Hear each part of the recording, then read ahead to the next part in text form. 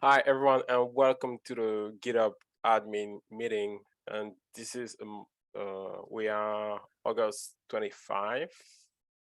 And just want to remind that this meeting is under the code of conduct. So I will invite everyone in this call to be excellent to each other. Do we have a note taker? Something like that? Nope. Glad to help with notes. Okay. The only thing I see in the agenda, it's you, Greg, about using CodeSpace for contributor onboarding.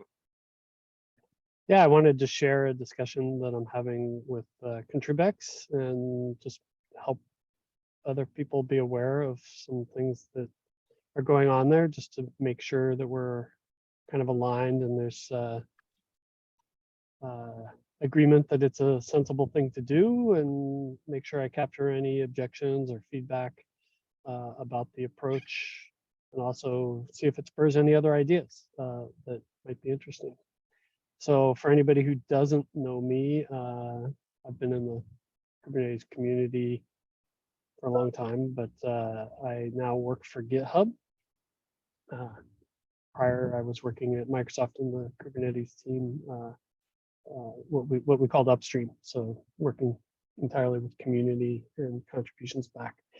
And I work now on a product called CodeSpaces, and if anybody is familiar with CodeSpaces, awesome. If not, real quick introduction is it's cloud-based development environments. And so you may have heard of it originally as VS Code Online. It was came out of that effort. On the Microsoft side, it was handed over to GitHub to make it much more agnostic and focused less on enterprise use cases. And my mission at GitHub is to enable code spaces for everyone. And specifically, my role is enabling open source communities to take advantage of this new capability in GitHub. And there are two major use cases that are kind of users that I focus on benefiting. One is maintainers, and the other are new contributors. And they're very complementary. For the new contributor, the story is that in a code space, there's a default experience that actually works for lots of different projects, or there's a highly customized experience that is tailored perfectly to a project that encapsulates encoding all of the dependencies and startup requirements in a spec called a dev container. And then CodeSpaces reads that, launches a this dev environment with a pre-built container that, or can be a pre-built container, or it builds on the fly a container. Obviously, pre-built go much faster, but basically everything that's in the README is done automatically, and you get a virtual dev environment with either VS Code, or you can use VI or Emacs, or we're also adding support for other IDEs as well. And you don't have to spend I don't know, hours, days, weeks figuring out how to install all the dependencies and make sure all the little tools are working. That's already done for you. And so as a new contributor, instead of being all fiddly, you can run a test and make a change and see the output of that change immediately, and then work out from there. So it's sort of encourages new contributors by giving them a very fast time to joy. And then on the maintainer side, one of the benefits is you can encode all of the dependencies in this configuration of code spaces, so that new contributor, you don't spend all your time helping people debug their local setup problems. But even more importantly, because you have these ephemeral, many different dev environments, you can work in many different projects simultaneously without having to worry about conflicts on your local machine.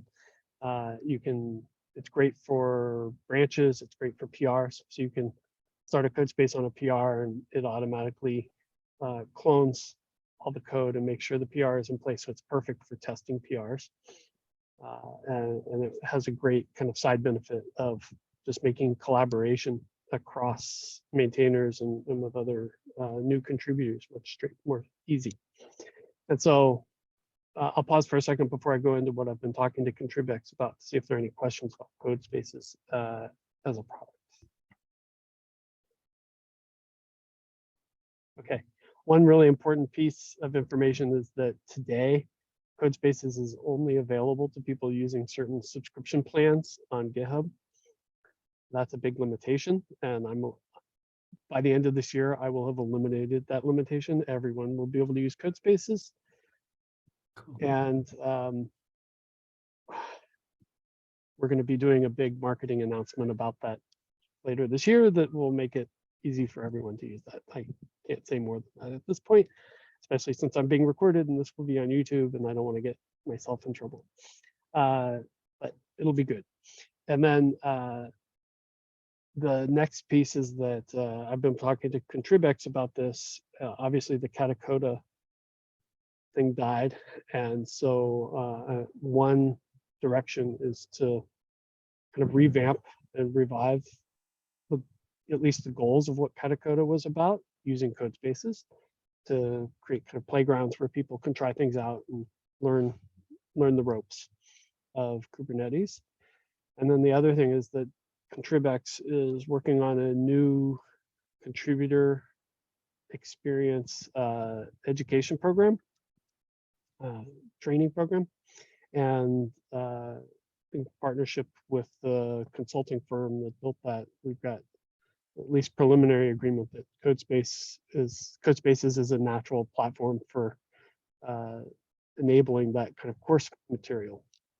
And so the practical way of doing that is actually to create these custom configurations in the KK repo so that anybody who's using CodeSpaces and anybody who comes to the KK repo would then actually be able to take advantage of exactly those same configurations.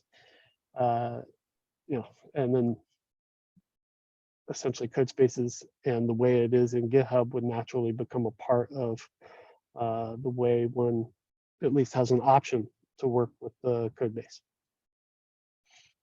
And that's kind of where we are right now. We're just kicking off that curriculum development process, and actually have a meeting next week, Wednesday, with Dibibrata to kind of kick off the Katacoda work. And that's my update. I'd really love to hear any feedback, positive or negative.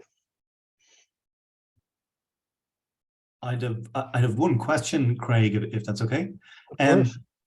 So one of the use cases that will be awesome to tease out would be people collaborating on working on end-to-end tests. So do you think it would be possible to run end-to-end tests for two people to collab on that and work on that at the same Absolutely. time? Cool. Okay. Yeah. Yes. I've actually just played around with running EDE tests in the code space just to prove it out, to make sure that I'm not barking up a bad tree. Yeah. And it works great. The way it works with code spaces is a couple of fold. One is you can obviously, as an individual, I can run the EDE tests in my code space, and then there's a technology called LiveShare. So you can kind of co-code using the same web browser interface into it, and see and do that together, which certainly helps. The code space is actually owned by an individual user, so it's not like co-owned per se. The resources are actually assigned to someone with their permissions, and so you have to use the web browser capability to do the sharing if you want to co-code or run the tests together and kind of get feedback from each other. Cool. Hey, Hippie Hacker, it's been a while. Good to see you. Yeah, mute, EP. Still mute. And you shared an issue. Yeah, issue issue, still mute. What? He can't hear you, Hippie.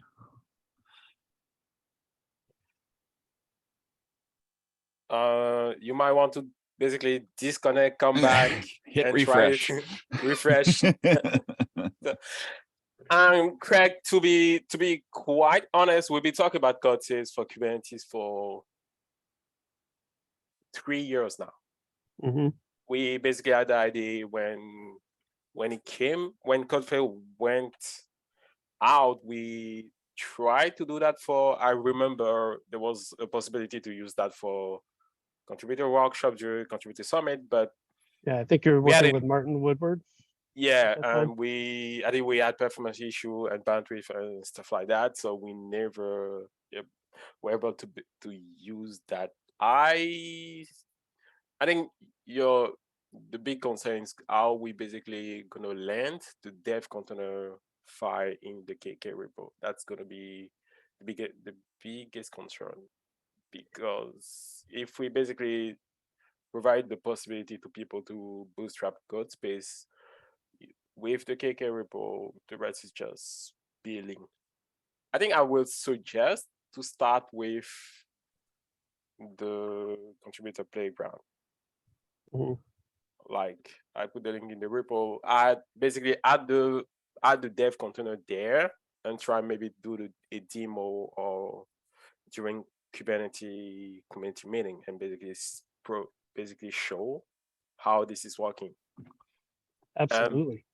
We can even walk with how we host the container image on the community infrastructure and see how we can try to do something on the KK repo.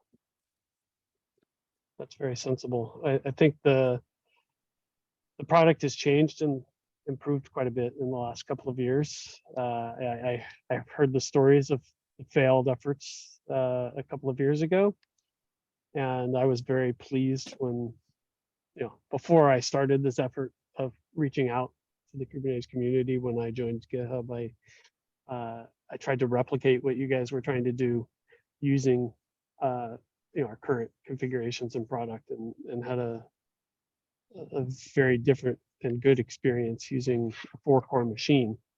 Now with the product, you can provision anything from a 2-core machine to a 32-core machine with plenty of RAM and disk space, and so the experience can be dramatically different than what you could do on your local dev box, since you have a machine in the data center with great network bandwidth available to it. The experience can be pretty dramatically better. But yeah, I think starting with the playground is exactly what Dibibrata and I are starting to work on next week. Okay. EP, you back? I am back. Hopefully you can hear me. Yes. It's so good to see you again, Craig. I wish we should catch up more often. One of the things that II does a lot of is pairing, and that's the whole, even the representation of an I next to an I is people working together. And so we've, ever since we logged on to some Unix boxes, Solaris boxes back in university, and shared a TMUX, or it was GNU Screen back then, session together, like, how do we get people to do it together well? And so we, one of the evolutions of that has been pair.sharing.io. And that is has been available to the CNCF community to click on and create a sharing environment where we bring up an actual Kubernetes cluster on top of the infrastructure provided by Equinix. And so they actually get a dedicated physical hardware machine with a Kubernetes cluster, and they're actually working within a pod deployed to that cluster. And we, most of the time, people connect via SSH into the host and getting a shared TMUX teammate session. And inside that, we drive it with, usually with Emacs on the II team, primarily because there's a thing called org mode. And org mode is this type of executable literature. It's storytelling in a very many language form, including, they actually have a library called the org Babel. And it's from Babel. It's how do they get all these different people speaking languages together to work together well. And it's primarily been used internal to our team and when we pair with someone else for a period of time. One of the things we've been looking at is trying to make that available to others. And so we've been looking at ways to use the CNCF ability to spin up infrastructure underneath projects to support something like the piece of software you're working on .github user the name of the project .cncf.io. This is very similar to code spaces, but it hasn't involved any work with VS Code yet.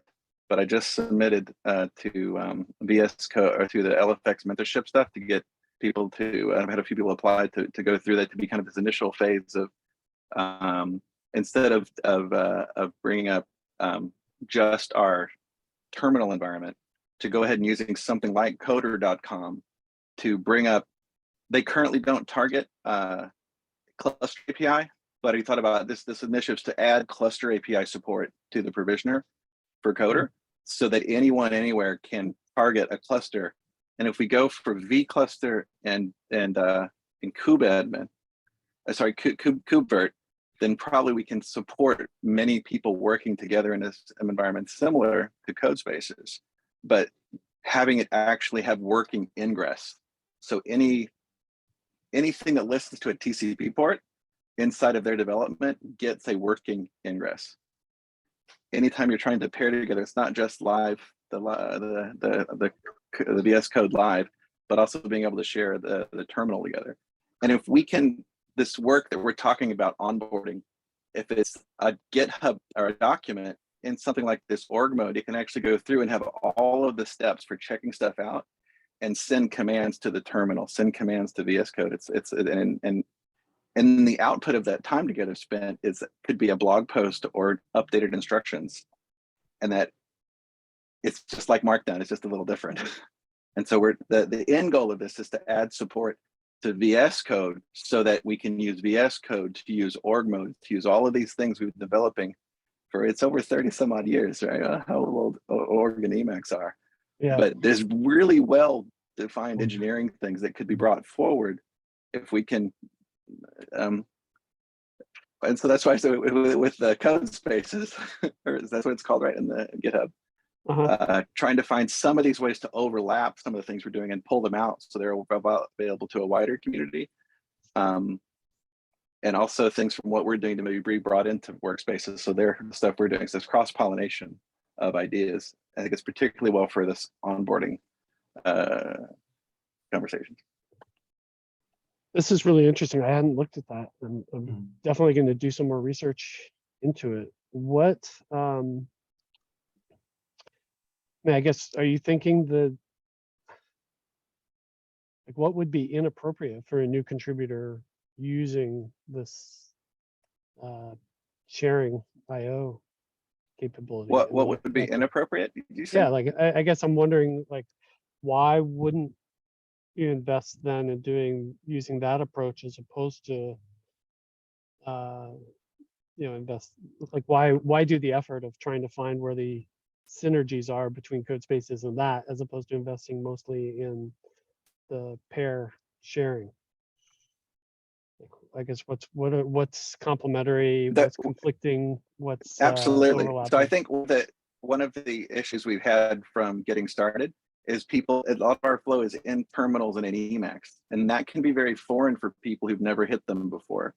If we can add to pair the ability to have their own code their username get CNCF project.cncf.io that is VS Code, and it allows them to go through that and they can control a terminal, then they're onboarding to experience that level of freedom that the little black scary box contains is now accessible. We do have a little bit of that in VS Code where there's a terminal down there, but we don't have that kata code thing where here is the document that drives the terminal. And we also don't provide people the ability to edit the kata code inside while they're working on it, which is what we do.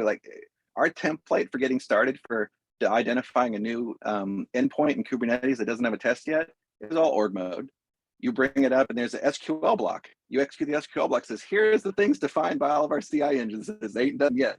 Choose one. And then they choose one. Where's the documentation? That's a little more manual, pick the docs. And then write a little small snippet of Golang code. And it's not in a file, it's just there. And it goes through and hits it. and then another thing to check the DB. These It type of sounds very much workflows like are a not. Jupyter Lab kind of notebook. It's kind a of lot like metaphor. a Jupyter Lab, right? Mhm. But it's just a file format. But the file format's only accessible to Emacs users.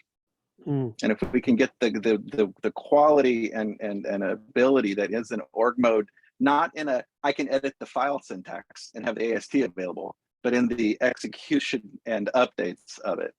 I see exactly what you're saying. Okay. Yeah, we actually do have, there are extensions to Visual Studio Code that enable Mhm. essentially exactly what I'm understanding from your description of that experience. Mhm. What I want to go do now is do that and then Yeah, do a compare and contrast and see what I'd love to can be see done. what you found. Currently, I've only found things that in the document itself support the highlighting and all of the tree collapsing and all that of org mode, but don't support, because it's kind of essential as all those code blocks have parameters and things that need to be passed on. And I'm assuming at this point to a Lisp engine. Mm. Sorry, folks. We have 4 minutes left in the meeting. I see Eba in the call. Do you want to talk about something? And we lost EP also. And okay, but that was a really helpful kind of insight for me. Yeah, Sorry, we lost you there at the end, Hippie. Yeah, you can reach out either to Hippie or myself. I shared some links for Hippie there, just to give some refs on what he was talking about. And if you want to, I think the synergies will be to see what can be done right now in pair, and then look at what's good, look at what's might be limiting, and then just learn from that experience and see how we can marry the two up. Okay. That's fantastic. Anything else anyone want to talk about? Hi, Heba. Good to see you. Robert, there's one last thing. Robert, did you cover the API that you're working on and the PGA? I did not. No. I'm worried about, yeah. So real quick, if you'll drop a link to the issue, we're trying to get Prow, Hook, Actions, plugins to run as GitHub, and we have an issue open. And this seems like the primary scary thing is the hard limit across an entire org for GitHub Actions API calls being 1,000 per hour. And I want to check and see if there's a way that can be higher. I think for most projects that would allow most Prow plugins to work, as they won't hit that limit. But I want to find some way that when we do projects are more successful, without having to provide Prow, but just continue to provide this GitHub action, that we don't we have a way forward when they get successful. Yeah, so the high level architectural thing here is to have to leverage Prow plugins that exist to run on a Prow instance, have them kicked off by a GitHub action, and I'm teetering on the edge of instantiating a Prow plugin from within this custom action called PGA, which is Prow GitHub action. So the Hippie is concerned about hitting that rate limit. I'm concerned about instantiating the Prow plugin right now because I'm up to my eyes in trying to implement that.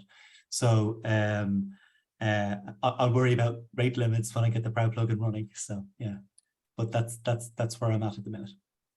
Okay, I'm gonna quickly answer to Eva question about, do you have the link of the issue? Because I don't fully remember what was like. Yeah. Here's it's 27,150 on it's I'm talking about Eva, not the one related to sharing.io. On Kate's test info, it's issue number 27,150. I'll share a link in the chat. Okay, so I just dropped it. Oh, okay, thank you. Eba next to you. I will try to, because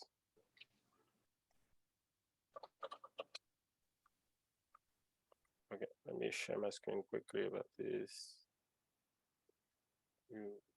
Oops, I can share my screen. That's unfortunate. So